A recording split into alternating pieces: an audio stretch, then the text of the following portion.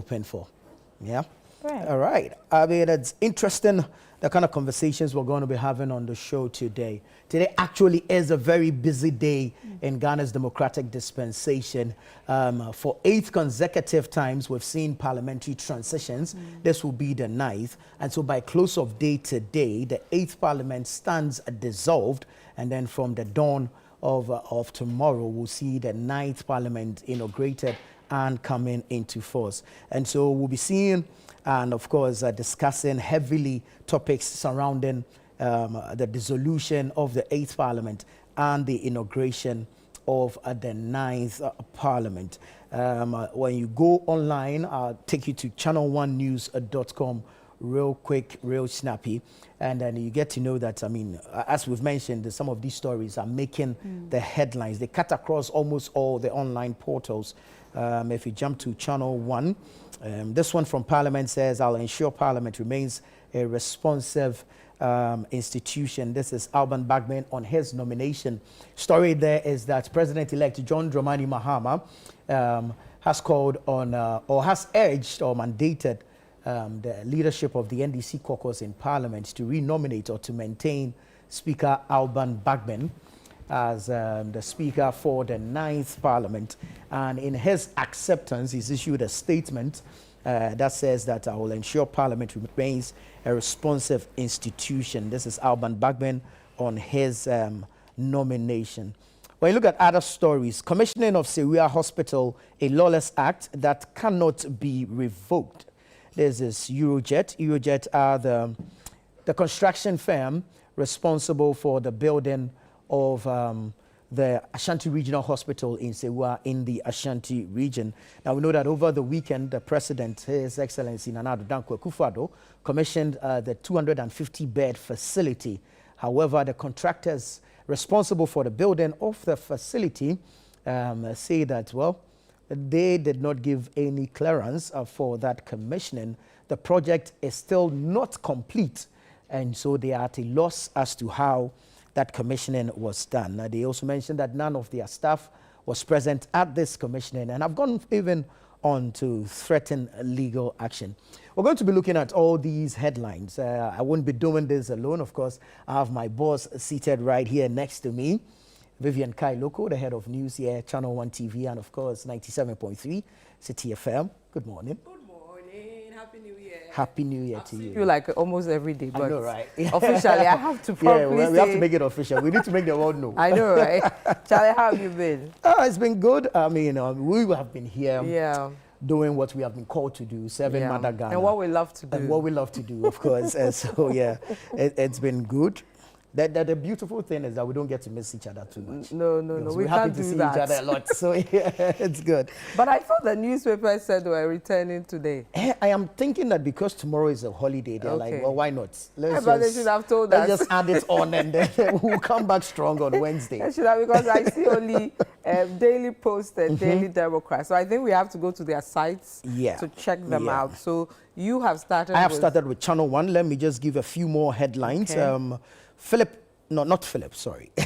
Addison, the governor of the Bank of Ghana is here, and he says revoked banking licenses won't be reinstated under my watch. That's the governor of the Bank of Ghana, Ernest Addison, speaking. We always believed the numbers wouldn't change. Patrick Boama speaking there. That's the member of parliament for Kaikwe Central. Okay. The battle has ended. I am ready to work. Charles Forson, that's MP-elect for Tema Central, speaking there. This follows, of course, the collation, which stems, of course, out of the order by the High Court for the EC to complete collation in some 4 disputed constituencies. Mahama directs NDC to nominate Bagbin as Speaker for 9th Parliament. Also there on ChannelOneNews.com. Martin J. Mensah Kosa retains Techiman South seat after collation. And then you have EC confirms Patrick Boama as MP-elect for Kaikwe Central. And a host of other stories there. There's the Kumasi Wood Market ravaged by fire as well on there. So go to ChannelOneNews.com and you get all these stories and more. Okay, so Nana, I'll take you to My Joy and see what they have for the morning. a story that's caught my attention. It says Nigeria's Nathaniel Bassey to minister at Donald Trump's inaugural prayer breakfast. Okay. Remember Archbishop Duncan Williams also said the prayer the time Donald was, elected. So I think they are giving opportunities to, Africans to be part of that. But come back to Ghana proper, and then it has the story about court sets January 6th, which is today, to rule on NPP's application to set aside injunction against Equatorial MP-elect. And then also you spoke about Mahama endorsing Bagbin, or urging the MPs from his side to vote for him. And Bagbin says, I'm humbled by Mahama's confidence in me to lead the 9th Parliament. And also some story which is brewing and it's pretty serious, has to do with the Eurojet issue. And it says Seria Hospital is incomplete. Commissioning by President Akufo-Addo is quote-unquote illegal and breaches contract. That's quite serious. Yeah, and I was just looking at the tone of that statement. Yeah, the statement by Eurojet. Yeah. It's For like a contractor working on a government project, I don't know. It all comes down to the internal bickerings that we always complain about. And perhaps the non-payment, arrears, the lack of funds to complete projects. But, I mean, one person works. Now who calls some? Now who calls some? Now who calls some? Yes, so yeah. And having seen, for commissioning of such a project that has been touted over the period, a 250-bed facility, Ashanti Regional Hospital, and the commissioning looks like it was done under wraps. Yeah, and I don't even know the haste to commission. Yeah. To add it to games or boxes to be ticked or what. If it's not complete, it's not complete. Yeah. Right? I'm even told that the media wasn't even invited to be part of that inauguration or whatever it was. But we'll see how it pans out. Because Eurojet is threatening to take legal action because it's not been paid and a lot of arrears and all that. So we are hoping to hear from the authorities around that health to see what they'll say. So these are some of the stories from My Joy Online. And the final one from My Joy Online says, CDD Ghana's Professor Kwesi Prempeh raises issues with Mahama's approach to endorsing Bagbin. So, as typical of us in Ghana, we'll always look at some of these things that come up. So that's from myjoyonline.com. All right, let me take you to citynewsroom.com. When you go to citynewsroom.com, there's a full guide to security and seating arrangements for Mahama's inauguration on January 7. So when you go there, click on that link, you get the full details there regarding security and seating arrangements for President-elect John Dramani Mahama's inauguration on January 7. We will be there live. We will bring you all the action, all the pictures, all the sights, all the sounds right here on Channel One television. And so you would want to make a date with us here. Other stories say Biden honors Ghanaian engineer Dr. Victor Lawrence with U.S. National Medal of Technology. Okay, so these are some of the persons we should be tapping into. Congratulations to him. We should be bringing them home to, help with, although the MPP didn't come, of course, the digitalization drive should continue. And so we will need some of these persons who are receiving international medals of honor in technology back home to assist. People want to come home. I was speaking with a Ghanaian who is doing very well abroad and wanted or tried coming home to set up, a business. And he wasn't happy about how things went in terms of the environment. So I think we need to deliberately create the environment for businesses, whether Ghanaian or foreign investors, to thrive, to grow the economy. So this goes to the handlers of the... There are some who have even come and, for want of a better word, have been heartbroken to the extent that they've just packed bag and baggage and left. Shall Because it's some of the things, if you don't have, I mean, you can't do it because it's not right. So, I mean, we hope things get better this time around. Okay. Akufo-Addo's AD camp recovers after collapsing during State of the Nation address. NDC files appeal against High Court ruling on NPP's mandamus application. Court directs EC to finalize collation in Tema Central, Ablekuma North, 2 other constituencies. So yeah, basically these are stories that came over the weekend. There's been progress, or there's been development of these stories regarding the collation of results in 3 of them. That's Tema Central, Okaikwe Central, and Techiman South. The EC has completed collation and declared the seats in favor of the New Patriotic Party, NPP, and its parliamentary candidates. And of course, there's Ablekuma North, which is still outstanding because there's some confusion regarding, I think, about 20 pink sheets. Yeah, 26. 26 or so pink sheets. And so, yeah, we are waiting to see what the EC's direction towards that will be. So we'll see those who will be allowed to be sworn in from these disputed 4, because the NDC has gone back to court to appeal that, you know. And then there's the Akwitia also outstanding. Yes. We are waiting what the court's ruling will be today regarding, I think, Eskumi. Yes. That's the MPP's candidate. Yes. Pretty interesting times around elections this time. You see, with the, if Speaker Bagbin is retained, right? I mean, there's an inference. Yeah. If we're drawing an inference from what happened with the declaration of the 4 seats vacant in the 8th parliament. And his statements. And going into a 9th parliament with seats being disputed in court. Exactly. It will be interesting to see what his direction will be. What you be saying and doing. regarding those 4 seats.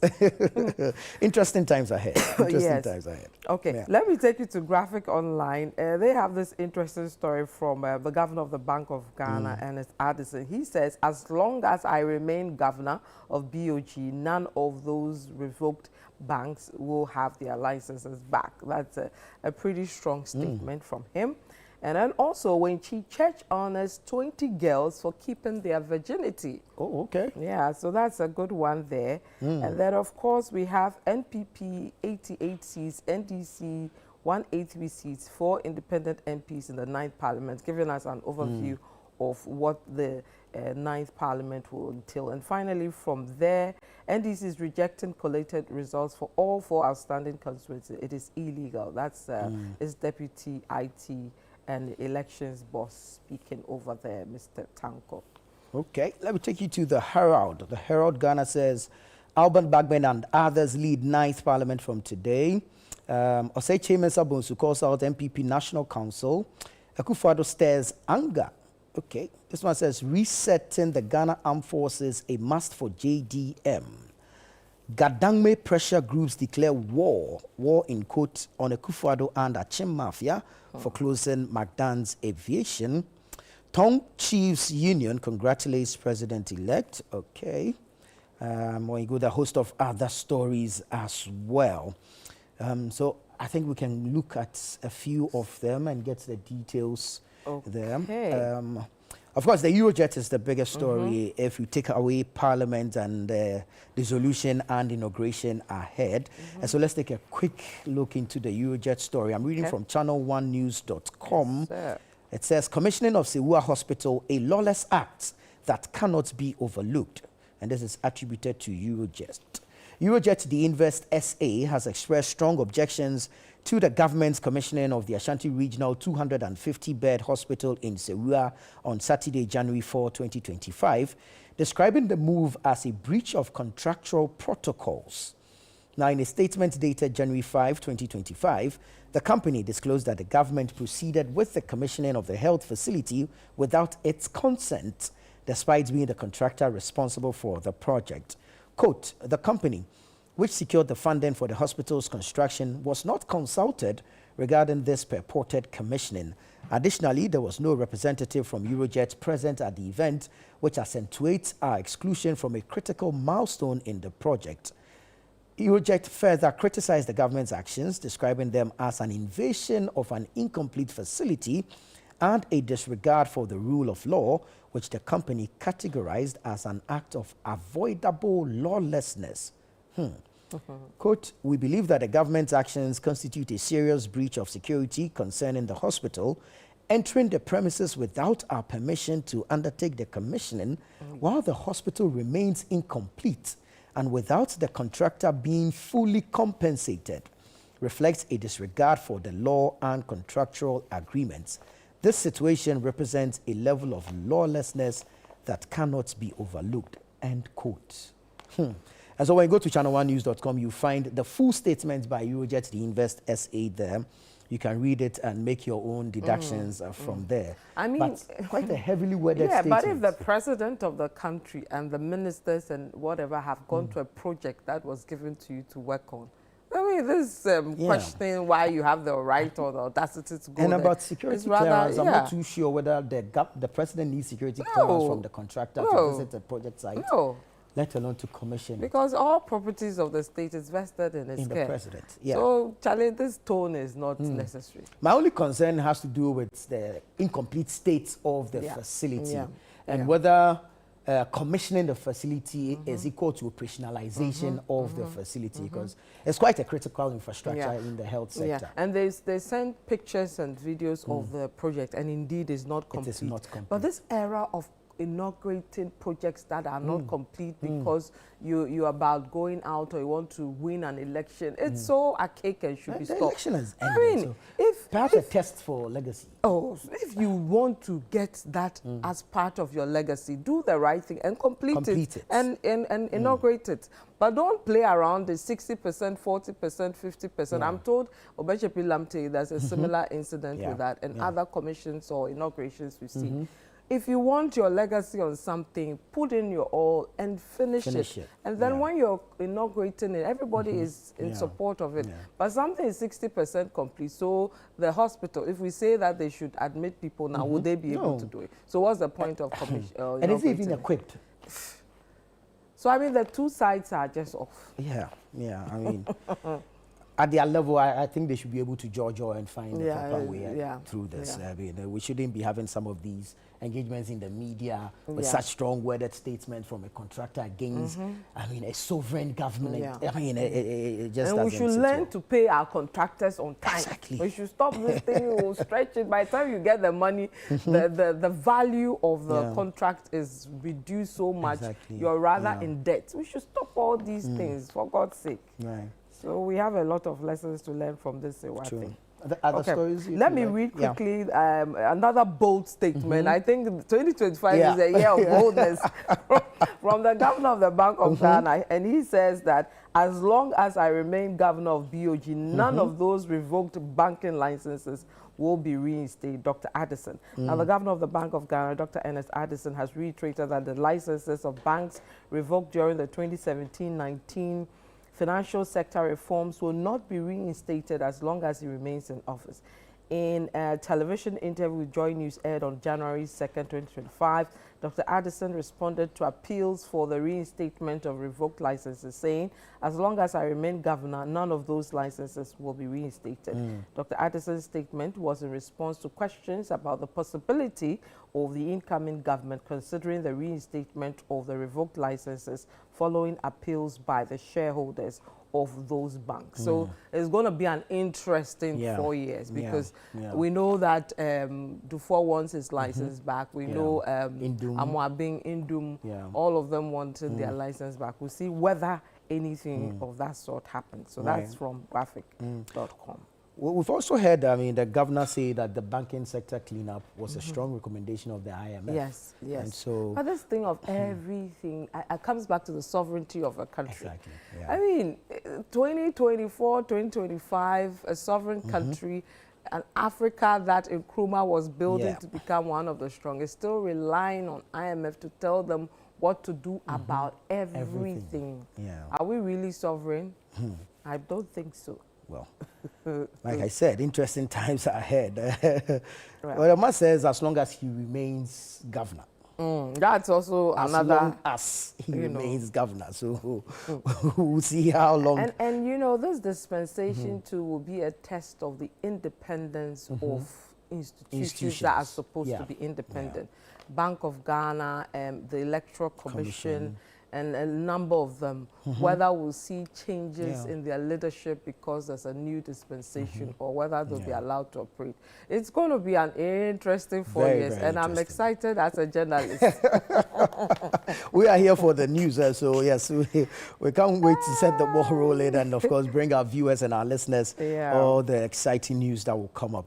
But let's take you to Parliament. We know that President-elect John Dramani Mahama has urged leadership of the NDC in Parliament to retain the Speaker, Alban Kingsford Sumanak Bagbin, as Speaker for the 9th Parliament. Well, he has issued what, if you like, we'll call an acceptance speech. And he says, I will ensure Parliament remains a responsive institution. This is Bagbin on his nomination. Alban Bagbin, Speaker of Parliament, has expressed his gratitude to President-elect John Dramani Mahama for endorsing him to retain his position as Speaker. Bagbin assured that he would work diligently to strengthen democratic institutions and ensure that Parliament remains an effective and responsive body that meets the needs and aspirations of the people. He described his nomination as a profound responsibility which he does not take lightly. On January 5, 2025, President-elect Mahama instructed the National Democratic Congress NDC parliamentary leadership to nominate the Right Honourable Alban Sumana Kingsford Bagbin as Speaker of the 9th Parliament of the 4th Republic.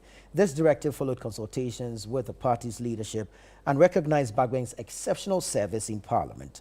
A veteran legislator, Bagbin has held several key positions, including Minority Leader, Majority Leader, and Speaker of the 8th Parliament. Now, in his statement of gratitude, Bagbin reaffirmed his commitment to ensuring the 9th Parliament operates at the highest standards, pledging to be more dedicated than ever before. Okay. So, you know, I was telling Richard last week that, 4 years ago, Parliament, the dissolution and then the new dispensation was so interesting based on what we saw. For the first time in the history of our country, we saw parliamentarians fighting for power, and it was so interesting. I was telling him, definitely the NDC is going to go for Bagbin. If the NPP try to bring in somebody else, because of their numbers, it won't get anywhere. So it's pretty straightforward, and that's pretty boring, isn't it? It's boring, but then of course, I mean, would rather a peaceful transition than a chaotic one. I mean, no, I in terms of competition, a competitive speakership. You have 2 or more, and then picking one. I don't foresee that type of a competition. I don't even see a proper election taking place. I see an endorsement rather, because the now minority leader, Fenyo Markin, who will be minority leader from tomorrow, has suggested more of an endorsement of Bagbin. During the last sitting of the House, no, there's 2 sittings ago, he did suggest where he took a swipe at the minority, accusing them of the tendency to remove Bagbin and warn them that they shouldn't. So that suggested their differences. Exactly, that beautiful. Suggested an endorsement there. So I don't see the type of chaotic scenes we saw regarding the inauguration of the 8th Parliament happening with the 9th. Pretty straightforward. Where the action may be will have to do with the 4 disputed constituencies and whether the MPs elects will be sworn in. I mean, I am so looking forward to what Bagbin will say about these 4 MPs and I heard an MP, I forgot who also, or an official of one of the parties, I think the NDC, saying that they'll see which chairs they'll go and sit on, whether they'll take their own chairs. These 4 disputed ones. But like you're saying, that would be an interesting one to see. So we'll have our special coverage of that starting from 9 p.m. this evening, all the way till it's done. And then, of course, we move into the inauguration of the president-elect. But before that, you'll be in the hot seat at 10 to take us through the dissolution of Parliament. The final sitting of the 8th Parliament of the 4th Republic will be happening from 10 a.m. today, after which the House stands dissolved. And so we'll be here, we'll bring you the coverage of that live here on Channel One television and, of course, on Radio 97.3. We'll bring you all the details. The House, of course, has a few deliberations to go on. There's a debate of the mini budget that will happen and, of course, a few other bills under consideration. And then we'll get the final statements from the leadership of both sides of the House, the majority and minority. And then we'll hear Speaker Bagbin officially dissolve the 8th Parliament in preparation for the inauguration of the 9th Parliament. And so stay with us here on Channel One television. We'll bring you all the details live on television. Interesting times ahead, but Vivian, thank you so much. Thank you, Nana, and Happy New Year again. Happy New Year. May this year bring us good tidings. Amen. And amen. And Happy New Year to your partner in crime, Jifa. Yes. You see her at the corner. She's crossed the leg reading. Why is it? All right. Thank you so much, Vivian. And it's time now for sports.